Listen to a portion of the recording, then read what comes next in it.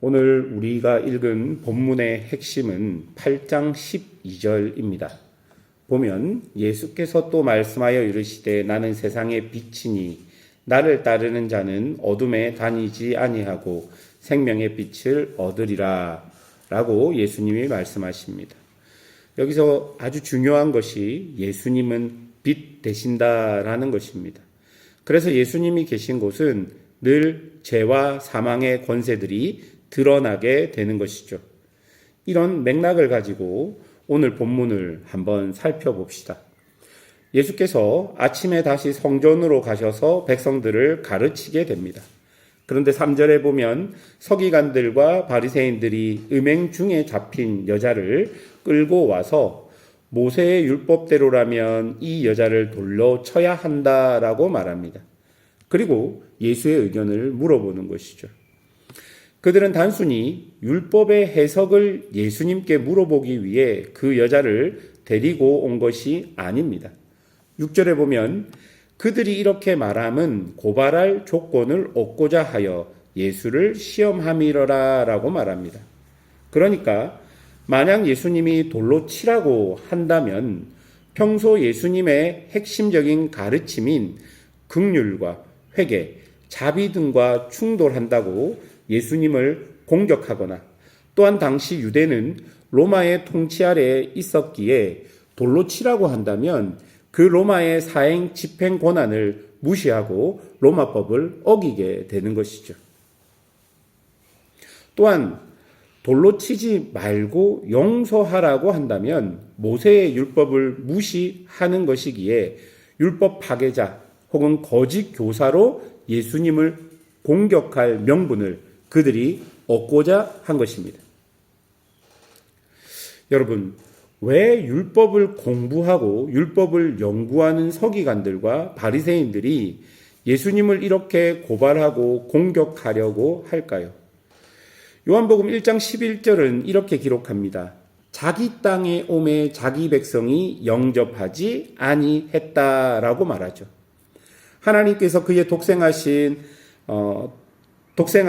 당신의 아들을 하나님의 백성이라고 불릴 수 있는 이스라엘에게 보냈는데 백성들은 지금까지 자신들이 죄를 짓고 호의호식하며 누렸던 잘못된 신앙을 버리기 싫었던 것입니다. 즉 빛이 어둠에 비추었는데 어둠이 깨닫지 못한 것이죠. 그런 그들의 함정에 예수님은 7절 중반에 이렇게 이야기합니다. 너희 중에 죄 없는 자가 먼저 돌로 치라 말씀하십니다. 그리고 이 말이 9절에 보면 사람들에게 양심의 가책을 느끼게 하여 사람들이 떠나게 됩니다. 성경학자들은 이 말의 의미에 대해 여러 해석들을 내어놓는데 먼저는 신명기 17장 7절에 보면 돌로 치는 사건에서 증인들 손이 먼저 집행에 참여하라고 규정합니다. 즉 처음 돌을 들고 던지는 사람들은 그 행동에 대한 책임을 져야 한다는 것이죠.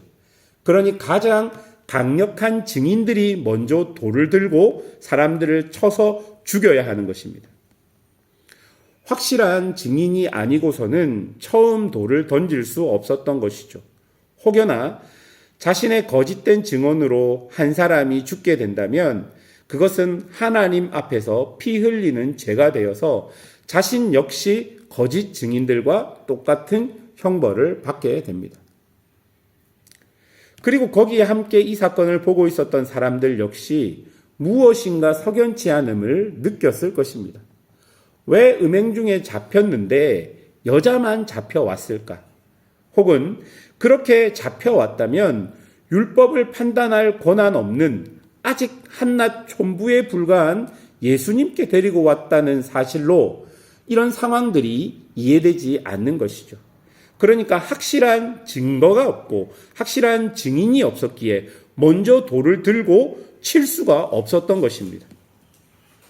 거기에 있었던 사람은 지금 서기관과 바리새인들이 한 이야기들은 일면 동의하는 게 있지만 그러나 자신이 확실한 증인이 되지 못해서 돌을 들고 칠 수가 없었던 것이고 상황적으로 생각해 봤을 때도 이것은 무엇인가가 좀 꺼림직했던 것이죠.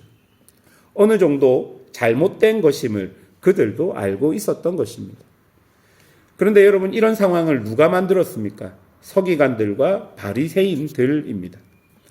그들에게 율법은요, 자신의 죄를 덮기 위해 다른 사람들을 죽이는 도구가 되어 버린 것이죠. 한평생 그들은 율법을 연구했습니다. 그리고 이것이 하나님의 말씀이라고 생각하며 그것을 백성들에게 가르쳤던 사람들입니다. 그러나 어느 순간부터 그 율법을 통해 그들은 자신의 사리사욕을 채우기 시작했고, 그 율법으로 드러난 자신의 죄를 덮기 위해 그 율법으로 다른 사람을 죽이는 도구로 만들어 버린 것이죠. 여러분, 계속 그들에게 예수님께서는 당신의 빛을 비추고 계십니다.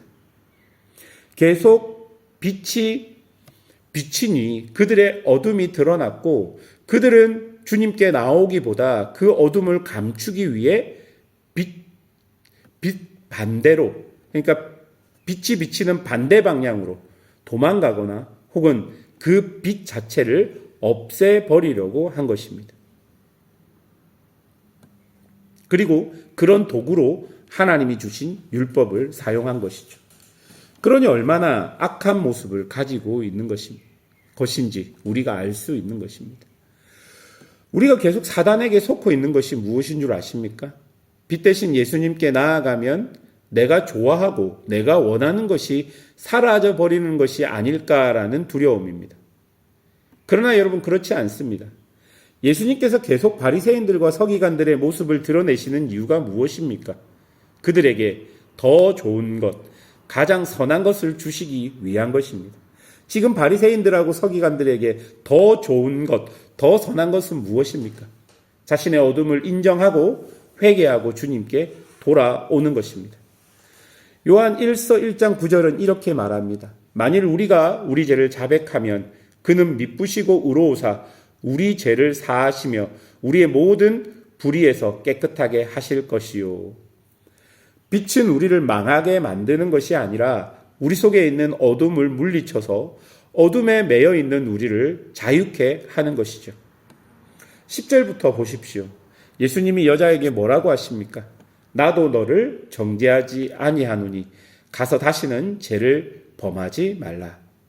여러분, 이 말은 네가 죄가 없다 말하는 것이 아니라 다시 기회를 주겠다라는 의미입니다. 즉, 예수님은 여인을 돌에 맞아 죽는 자리에서 꺼내시되 다시 죄로 돌아가는 자리로 보내지 않고 새 창조의 새로운 삶으로 보내신 것입니다. 그리고 그런 삶은 빛 대신 예수님과 함께 동행하는 삶인 것을 우리는 요한복음을 통해 알 수 있는 것이죠. 그런데 정반대의 사람이 있습니다. 죄가 드러난 자리에 다시 주님께 나아가는 여자가 있었던 반면에 정반대의 사람이 바로 바리새인들과 서기관들인 것이죠. 이런 예수님의 말씀에 바리새인들은 13절에 말합니다. 내가 너를 위해 증언하니 그 증언은 참되지 않는다라고 말합니다. 그러나 예수님은 16절에 내가 혼자 있는 것이 아니요 나를 보내신 이가 나와 함께 하시다 말하면서 두 사람의 증언이 참되다고 대답하십니다. 여전히 바리새인들은 자신을 향해 비춰오는 밝은 빛을 두려워했던 것이죠. 왜 그렇습니까? 자신들이 민족의 빛이어야 하는데 예수님이 자신들이 가진 특권을 다 빼앗아 갈 것 같았기 때문입니다. 바리새인들은 예수님을 메시아로 보지 않고 기득권을 놓고 싸우는 선생 그룹처럼 느꼈던 것이죠. 자신의 이권에 눈이 멀어서 무엇이 옳고 그른지 전혀 분별이 되지 않는 그런 상태가 지금 어둠 속에 있는 바리새인들의 상태였던 것입니다. 오늘 본문을 그냥 놓고만 봐도 그렇습니다. 바리새인들에게 율법은 자신을 위해서라면 어떤 사람도 희생시킬 수 있는 도구처럼 사용됐다면 예수님께 율법은 죄인된 사람을 살려 다시 하나님의 나라의 백성으로 살도록 하는 것이었습니다. 무엇이 그 민족을 위해 더 나은 빛이 되겠습니까? 말씀을 맺겠습니다. 예수님의 빛은 지금도 우리를 향해 비치고 계십니다. 그 빛 앞에 우리의 어둠이 드러나면 숨지 말고 나의 어둠을 인정하고 더 빛 가운데로 나아가면 어둠이 줄 수 없는 은혜와 자유를 우리가 누리게 되는 것입니다. 그리고 예수님은 이제 교회와 성도를 향해 그 빛을 들고 세상으로 나아가라 말씀하십니다.